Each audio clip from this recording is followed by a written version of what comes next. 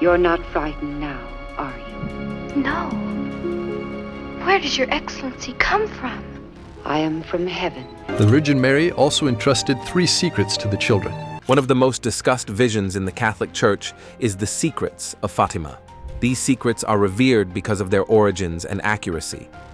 Even though the Church said all 3 have been revealed, many do not believe that was the real secret. Now, 25 years after the Church claimed to have released the 3rd secret, the real secret and a final warning from Sister Lucia has emerged. What did she have to say before she died? Sister Lucia, one of the 3 children who witnessed the apparition of Our Lady of Fatima, has been declared venerable. Join us as we uncover the final warning of Sister Lucia and the truth about the 3rd secret of Fatima. The origins of the Fatima secrets. Before we reveal the 3rd secret, let's take a step back in time to the year 1917 to understand what these secrets are all about. In a small rural village in Portugal called Fatima, life there is quiet and simple. Most people work the land and kids help out with the animals. That's precisely what Lucia dos Santos and her cousins, Jacinta and Francisco Marto, were doing one spring day when something happened that would change their lives, and possibly the world. Forever. It was May 13th, and these 3 kids were out watching their sheep, like they usually did. But that day wasn't usual. They said a bright light flashed in the sky, and then they saw a woman. She was not just any woman. She stood on a small tree, dressed in white and shining like the sun. They said she told them she came from heaven, and that was the first of several visits. The story gets more interesting. These were just children, and they had no reason to make up something so strange, and what they described shocked the village. The woman, whom the kids later said was the Virgin Mary, appeared to them 6 times between May and October. Each time she spoke with them, gave them instructions, and warned them about things that might happen in the future if people didn't turn their hearts back to God.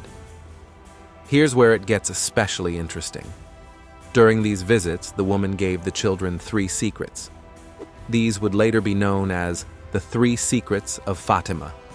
Now, the first 2 secrets were made public in 1941. That's over 20 years after the apparitions happened. Let's talk about those first. The first secret was a vision. The kids said they were shown hell, something so terrifying, so real, that it deeply affected them. Jacinta, in particular, never seemed the same after seeing it. She became very serious, always thinking about how to save souls from going to that place. This wasn't a vague idea. The way they described it made it clear they truly believed what they saw. The second secret resembled a warning more than anything else. It talked about the end of World War I and said that another, even worse war would come if people didn't stop offending God. That war, according to the message, would break out during the time of Pope Pius XI. Sure enough, just years later, World War II erupted. That part of the secret also mentioned Russia, saying the country would spread its errors around the world if Russia wasn't consecrated to the Virgin Mary. This part of the message sparked years of debate and religious efforts focused on Russia. Now comes the part that has stirred up mystery for decades, the 3rd secret. Sister Lucia, the only surviving visionary by the 1940s, was the one who wrote down this secret. But she didn't do it right away. She waited. She later said she felt the Virgin Mary didn't want her to write it until the right time. Eventually, in 1944, after being ordered to by her bishop and feeling that God now wanted her to share it, she finally wrote it down. But she gave a condition. It should not be made public until 1960 or until she died, whichever came first.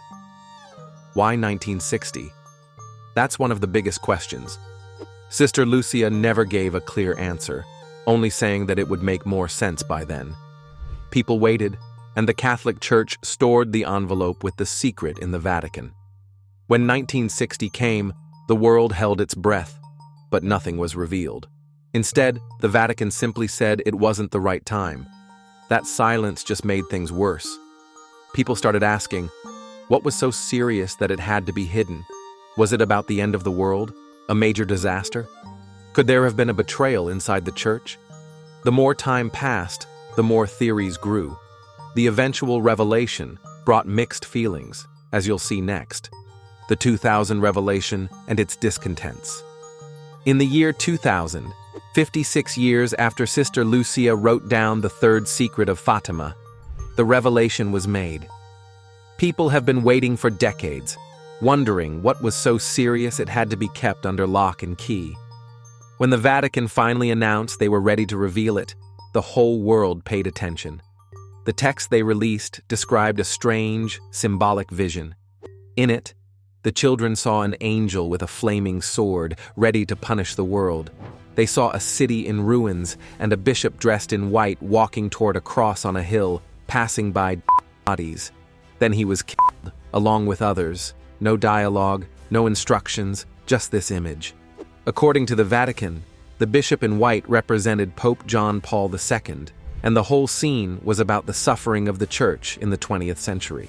The Vatican pointed specifically to the assassination attempt on John Paul in 1981. He had survived a gunshot in St. Peter's Square and later credited the Virgin Mary with saving his life. So, from their point of view, the third secret wasn't about a future event. It was about something that had already happened. For some people, that made sense. The Pope had always said he felt deeply connected to Fatima. In fact, he even visited the shrine in Portugal and met with Sister Lucia.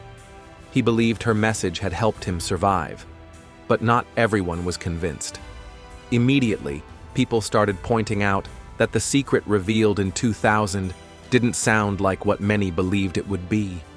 There were no words from the Virgin Mary, no clear warning, no specific instructions, just a vision.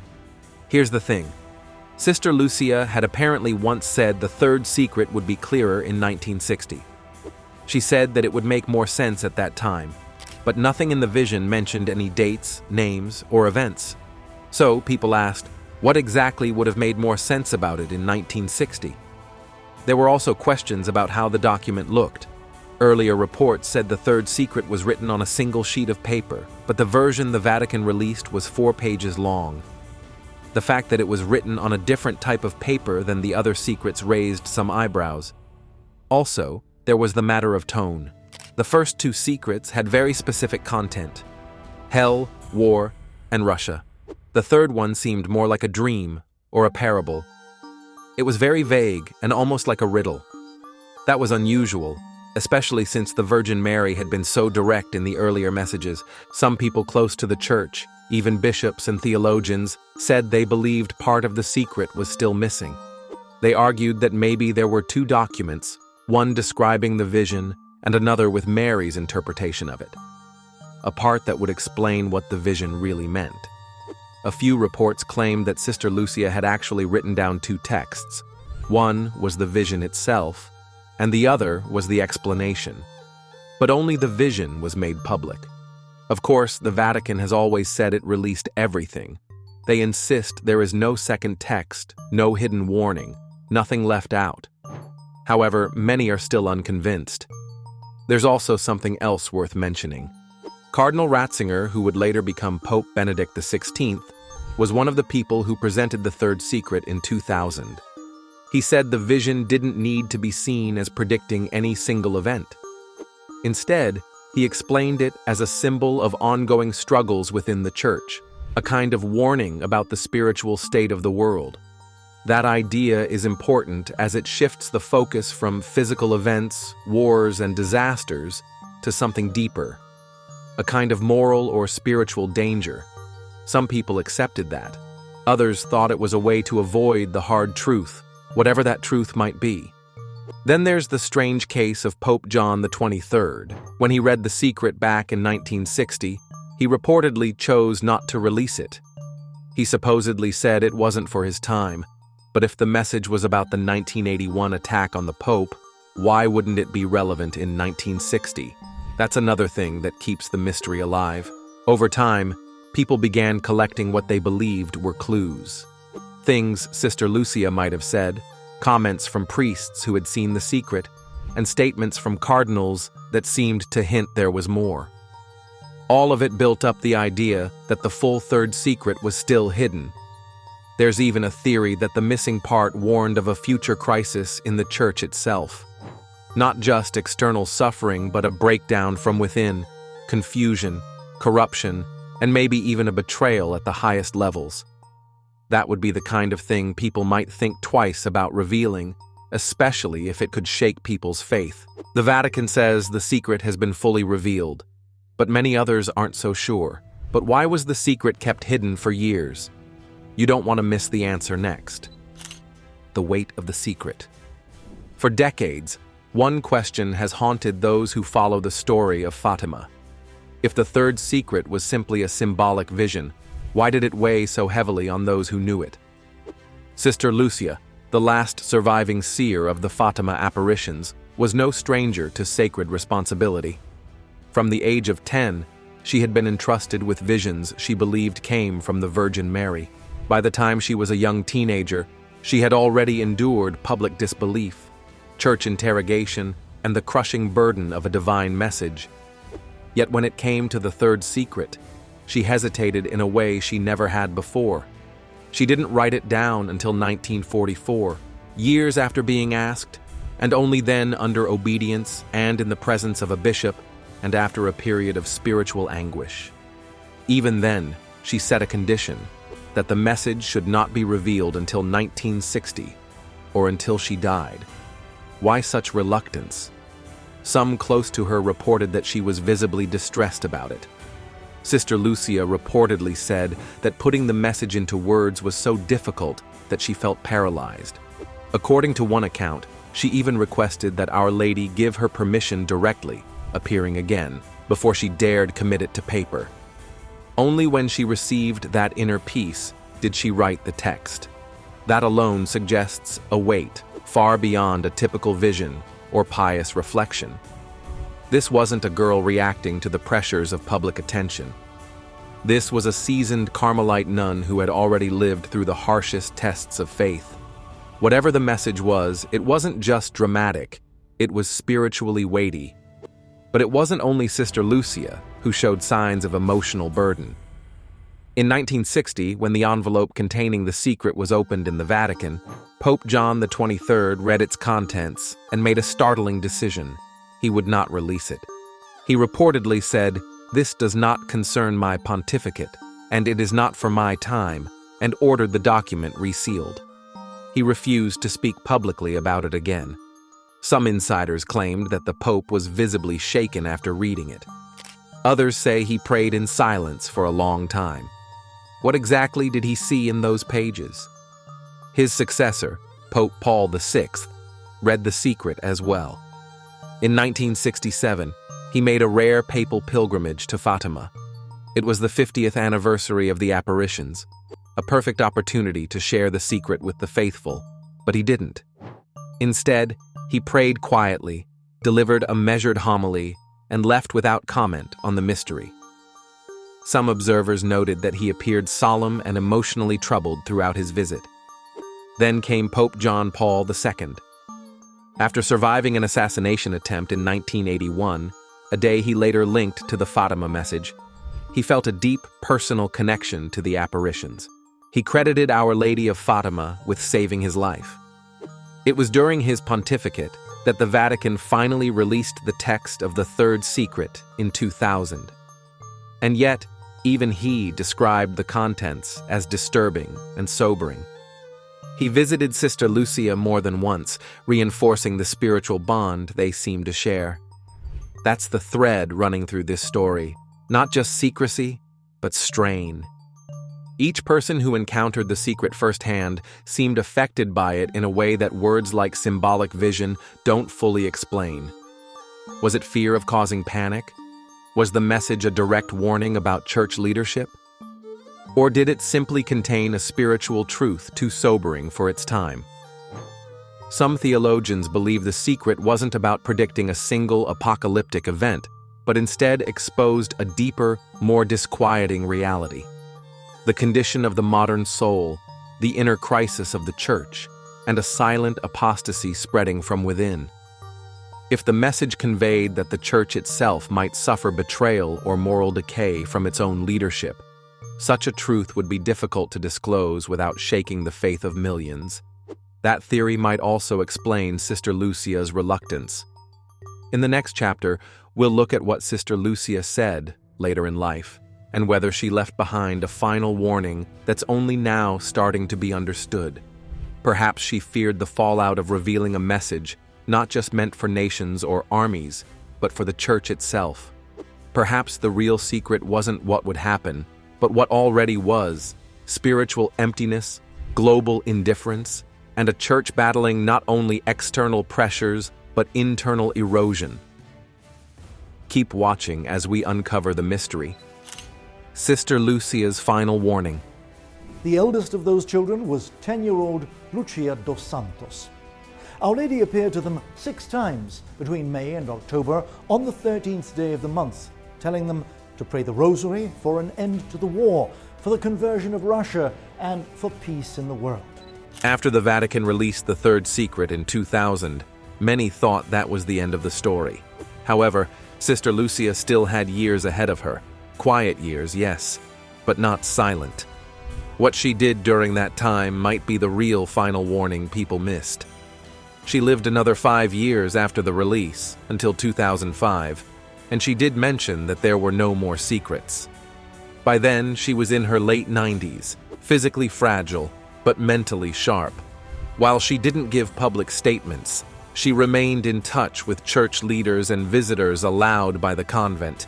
Those who met her during those years described her as focused on prayer, especially the rosary, and deeply concerned about the spiritual condition of the world.